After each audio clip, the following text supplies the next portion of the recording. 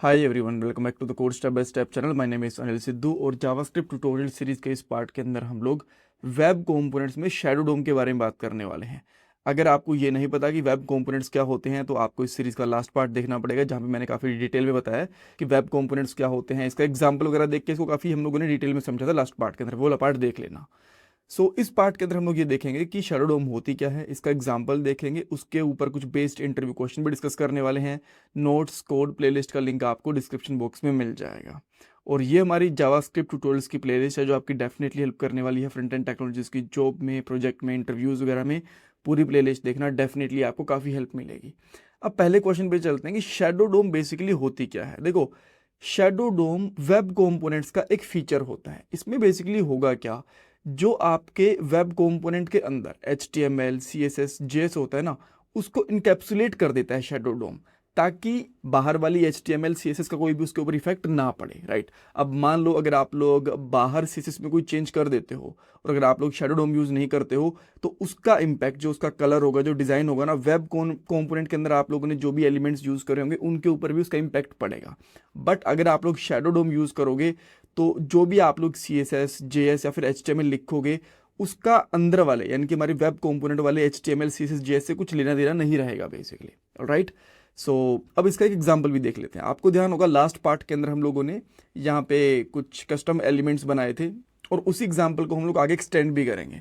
देखो, हम लोगों ने लास्ट पार्ट के अंदर क्या करा था कि एक शैडो डोम का कंपोनेंट बनाया था कस्टम कंपोनेंट करके, और उसको हम लोगों ने कस्टम एलिमेंट करके इस तरीके से डिफाइन कर लिया था और कुछ कस्टम एलिमेंट्स बनाए थे जिसका आउटपुट यहाँ पे आपको दिख रहा है। तो मैं यहाँ पे क्या करता हूँ, जो मेरे पास यहाँ पे नॉर्मल हेडर है ना, इसके अंदर एक स्टाइल टैग ले लेता हूँ और इसके अंदर मैं यहाँ पे करता हूँ लेट्स से जो हमारे पास लेवल है उसका मैं यहाँ पे कलर कर देता हूँ ग्रीन। देन मैं इसका जो फॉन्ट साइज है वो थोड़ा सा बढ़ा देता हूँ, लेट्स से मैं इसका फॉन्ट साइज 30 कर लिया। और मैं जैसे ही यहाँ पे आऊँगा और इसको रिफ्रेश करूँगा तो कि जो हमारे पास जो ये लेबल्स है ना, इनका साइज इंक्रीज हो गया, इनकी स्टाइल भी चेंज हो गई है।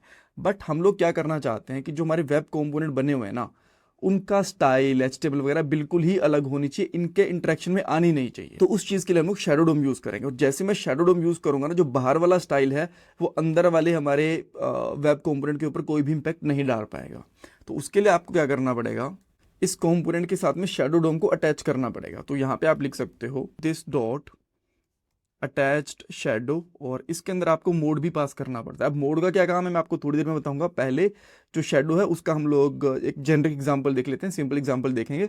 देन मोड में हम लोग ओपन क्यों पास कर रहे हैं, क्लोज क्यों पास करते हैं, सबके बारे में आपको बताऊंगा। और यहाँ पे मैं यहाँ पे कर लेता हूँ सिंपली ओपन, और इसको मुझे एक वेरिएबल के अंदर स्टोर करवा के रखना पड़ेगा।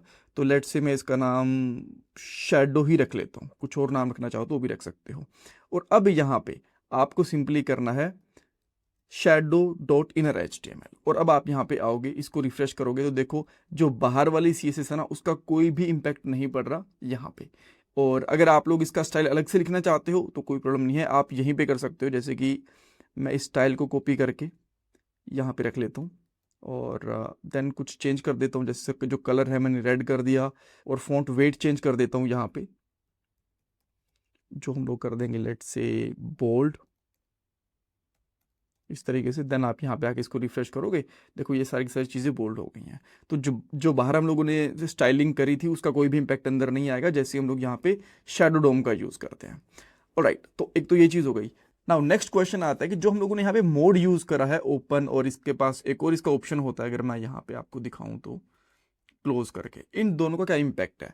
देखो, अगर आप लोग जिसका मोड है ना वो क्लोज कर देते हो तो आप लोग वेब कंपोनेंट के जो एलिमेंट्स है ना उनको शैडो डोम से बाहर एक्सेस नहीं कर पाओगे। अगर आप इसको रखते हो ओपन तो डेफिनेटली जो आपके ये एलिमेंट्स हैं वेब कंपोनेंट के अंदर, उनको आप लोग बाहर भी एक्सेस कर सकते हो। कैसे, अभी मैं आपको बताता हूँ। लेट से मैं यहाँ पे एक बटन बना लेता हूँ और बटन पे यहाँ पे कर लेता हूँ एक्सेस, ये लिख दिया मैंने। इसके ऊपर मैं एक कोई तो ऑन क्लिक इवेंट लगा देता हूँ और मैं यहाँ पे कर लेता हूँ लेट से गेट एक्सेस, कुछ और नाम रखना चाहो तो वो भी रख सकते हो। अब ये जो गेट एक्सेस है इसको मैं यहाँ पे बना सकता हूँ, इस फंक्शन को, function get access. And then हम लोग जो हमारे पास ये वेब कंपोनेंट्स हैं इनको एक्सेस करने की कोशिश करते हैं। लेट से जो इसके अंदर यहाँ पे हमारे पास इनपुट फील्ड है, इसको मैं एक्सेस करने की कोशिश करूँगा। अब इनपुट फील्ड हम लोग यहाँ पे आईडी पास कर रहे हैं, ईमेल, पासवर्ड, एज वगैरह इस तरीके से। तो मैं यहाँ पे जो फर्स्ट वाला है उसकी वैल्यू को एक्सेस करना चाहता हूँ। देन इसके लिए आप लोग क्या करोगे, एक कांस्टेंट ले सकते हो जिसका नाम रख लेता हूँ मैं यहाँ पे, लेट से कस्टम EL, यानी कि जो हमारा कस्टम एलिमेंट है वो उसका नाम रख लिया। देन हम लोग यहाँ पे लिखेंगे डॉक्यूमेंट डॉट क्वेरी सेलेक्टर, और इसकी जो भी आईडी है यहाँ पे, जो फर्स्ट वाला है इसकी आईडी हमारे पास यहाँ पे जाती है, ईमेल जाती है, राइट, बिकॉज यही यहाँ पे आके अटैच हो रही है। तो मैं यहाँ पे लिख दूंगा ये। एंड देन आप लोग क्या करोगे, सिंपली एक और कांस्टेंट ले लोगे, यहाँ पे कर सकते हो लेट से कस्टम इनपुट, कुछ और नाम रखना चाहो तो वो भी रख सकते हो, कोई दिक्कत नहीं है। और यहाँ पे जो आपका कस्टम एलिमेंट था ना, custom element dot shadow root, ये निकालना पड़ेगा, और उसके ऊपर लगेगा अब आपका एक क्वेरी सेलेक्टर, और इसके अंदर आप फिर से इसकी ईमेल आईडी को डाल सकते हो। यहाँ पे डेफिनेटली मुझे हैश का भी यूज़ करना पड़ेगा, और यहाँ पे भी मुझे हैश का यूज़ करना पड़ेगा बिकॉज हम लोग ये आईडी के थ्रू गेट कर रहे हैं।